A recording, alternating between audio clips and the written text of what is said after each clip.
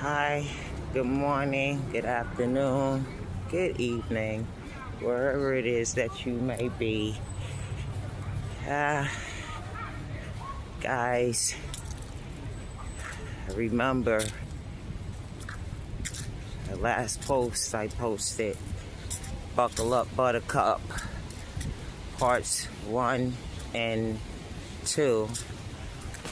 I'm going right now to a place called Salvation Army. My last post I spoke about, not going hungry in New York, soup kitchens and pantries / soup kitchens and stuff. So I'm walking on through here, take my little walk and everything, and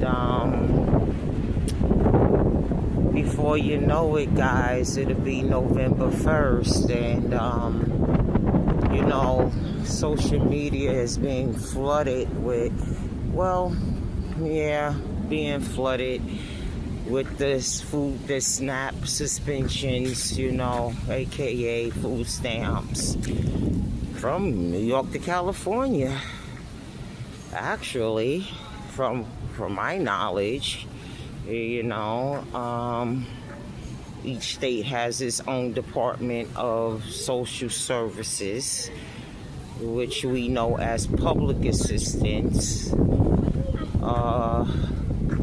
People who receive full public assistance, we say it, welfare, that's SNAP, and cash assistance, and with rental assistance, that's full assistance.